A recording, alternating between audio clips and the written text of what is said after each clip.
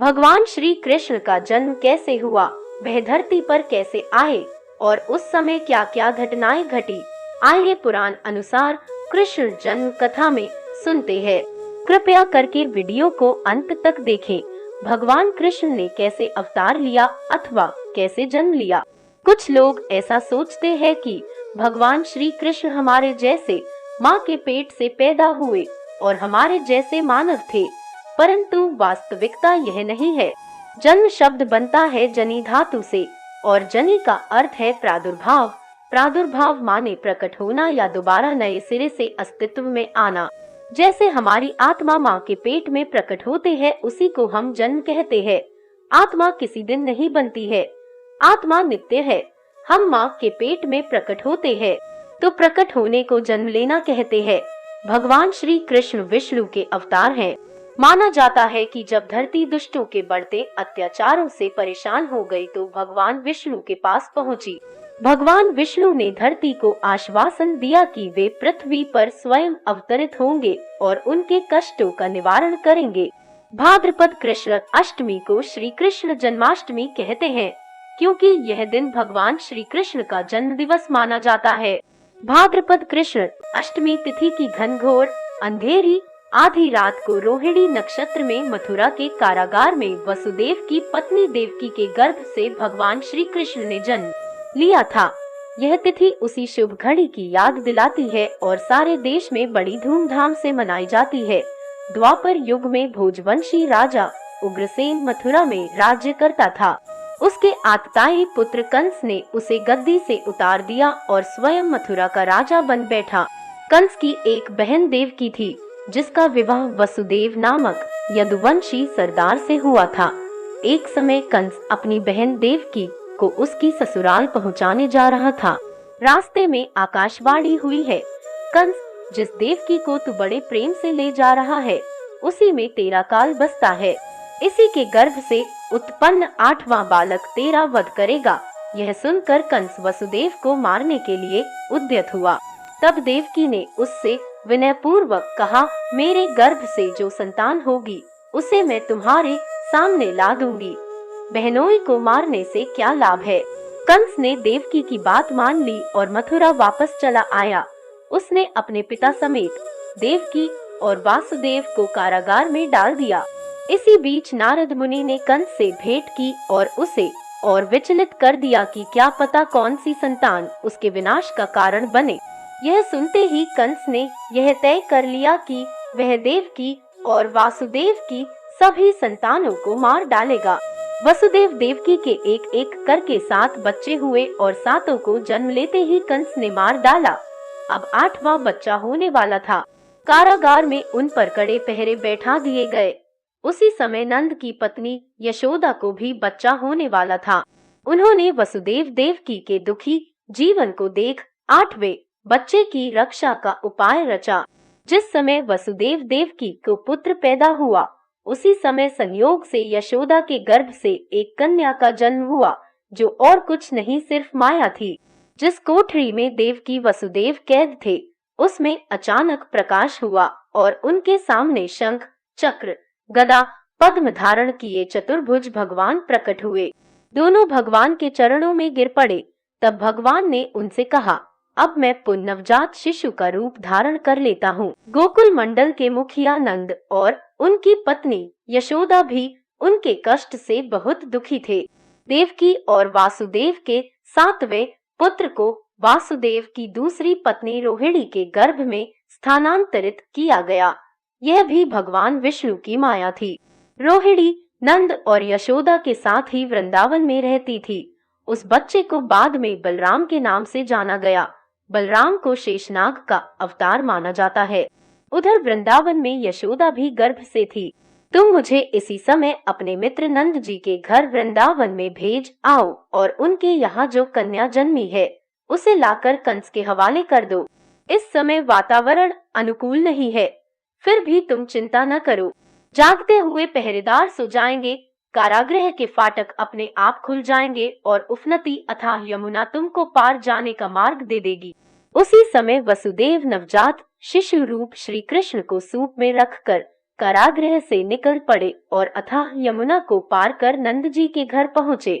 वासुदेव ने वैसा ही किया जैसा उन्हें भगवान विष्णु ने करने को कहा था।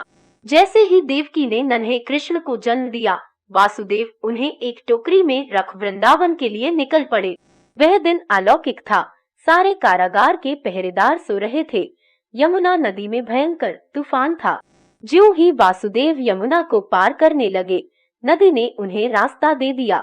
उस तूफान और बारिश के बीच नन्हे कृष्ण की रक्षा के लिए शेषनाग भी पहुंच गए। वह दृश्य अत्यंत अद्भुत था। भगवान स्वयं पृथ्वी पर आए थे दुष्टों के दमन के लिए। वहां उन्होंने नवजात शिशु को यशोदा के साथ सुला दिया और कन्या को लेकर मथुरा आ गए। कारागृह के फाटक पूर्ववत बंद हो गए। अब कंस को सूचना मिली कि वसुदेव देवकी को बच्चा पैदा हुआ है। उसने बंदी गृह में जाकर देवकी के हाथ से नवजात कन्या को छीनकर पृथ्वी पर पटक देना चाहा, परंतु वह कन्या आकाश में उड़ गई और वहां से कहा, अरे मूर्ख, मुझे मारने से क्या होगा? तुझे मारने वाला तो वृंदावन में जा पहुंचा है। वह जल्द ही तुझे तेरे पापों का दंड देगा। तेरा अंत अब समीप है। यह सुन कंस को बहुत गुस्सा आया और उसने वृंदावन के सभी नवजात बच्चों को मारने के लिए कई दैत्य भेजे। वृंदावन भी उसके अत्याचारों से अछूता न रहा। कृष्ण के वध के लिए कंस ने पूतना राक्षसी को भेजा। पूतना ने एक सुंदर स्त्री का रूप धारण कर लिया। वह कृष्ण को गोद में लेकर घर से थोड़ी दूर निकल आई। जैसे ही उसने नन्हे कृष्ण को स्तनपान कराया, वह दर्द से करहाने लगी और बचाओ बचाओ चीखने लगी। जब तक गांव वाले वहां पहुंचे, पूतना का वध हो चुका था। नन्हे कृष्ण की उस लीला को कोई भी नहीं समझ पाया था। उन्हें सब एक नन्हे बालक के स्वरूप में ही देखते थे। लोगों को यह कभी लगा ही नहीं कि वह नन्हा सा बालक एक राक्षसी का संहार भी कर सकता है। भगवान श्री कृष्ण की बाल लीला का वर्णन किए बिना उनके जन्म की कथा अधूरी है। उन्हें प्यार से माखन चोर भी कहा जाता है। मक्खन उन्हें बहुत प्रिय था और उसे चुराकर खाने से जैसे उसका स्वाद दुगना हो जाता था। वृंदावन की सभी औरतें मक्खन को कृष्ण और उनके सखाओं के डर से छुपा कर रखती थी, परंतु वो भी कम कहाँ थे। चाहे जितनी भी दूर हो, मक्खन की हांडी वो उसे ढूंढ ही लेते थे। सारा वृंदावन कृष्ण की माया में डूबा हुआ था। हर कोई प्रेम और सुख से जीवन व्यतीत कर रहा था। भगवान श्री कृष्ण ने बालक रूप में कई लीलाएं रची और बड़े बड़े दैत्यों और दानवों का वध किया। भगवान कृष्ण ने 16 वर्ष की उम्र में कंस का भी वध किया और उनके पिता और अपने नाना उग्रसेन को मथुरा का राजा घोषित किया। इसी तरह खेलते और गाय चराते चराते कृष्ण की बांसुरी की तान सुनते हुए ही दिन गुजरने लगे। इसी बीच खेल ही खेल में एक दिन कृष्ण की गेंद यमुना में गिर गई। यमुना का पानी उसमें स्थित नाग के विष से काला हो चुका था। गेंद की तलाश में कृष्ण ने यमुना में छलांग लगा दी। यह देख उनके सभी सखा भयभीत हो उठे।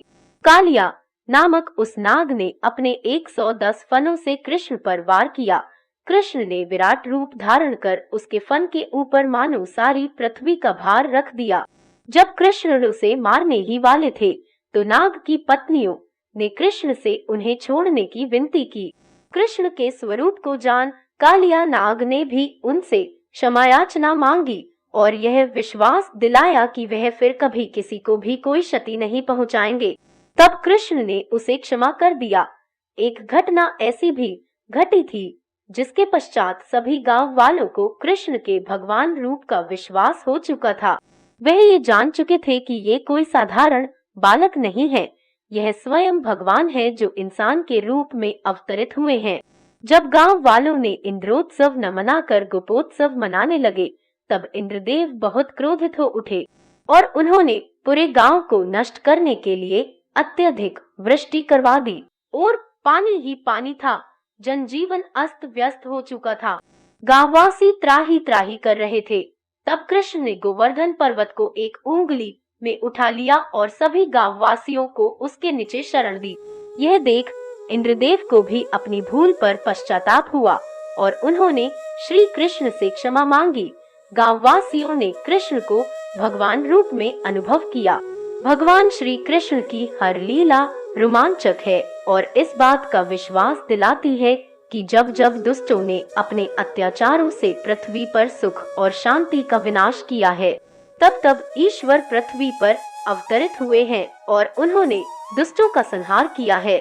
भगवान श्री कृष्ण की लीला का व्याख्यान अंतरात्मा में एक परम आनंद की अनुभूति कराता है। श्री कृष्ण की वाणी को भगवद गीता में पिरोया गया ताकि युगों युगों तक ये हमें हमारे कठिन समय में मार्गदर्शन करे। उनकी रची भगवद गीता हमेशा से ही मनुष्य का मार्गदर्शन करती आई है। गीता में व्यक्त हर बात अनमोल है। अगर मनुष्य इसका पालन करने लगे तो उसका जीवन सार्थक है। आज भी अगर हम खुद को किसी सवाल से घिरा पाए या हमें ये न समझ आए कि क्या सही है और क्या गलत, तो हम भगवद गीता में अपने सवालों के जवाब ढूंढ सकते हैं। वीडियो को पूरा देखने के लिए आपका धन्यवाद।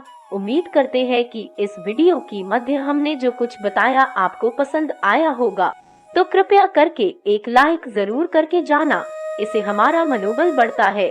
आगे भी हमारी वीडियोस को देखने के लिए हमारे चैनल अद्भुत ज्ञान कहानी को सब्सक्राइब कर देना और पास में लगे बेल को भी दबा देना, ताकि हमारी आने वाली हर नई वीडियो आप तक आसानी से पहुंच सके। धन्यवाद।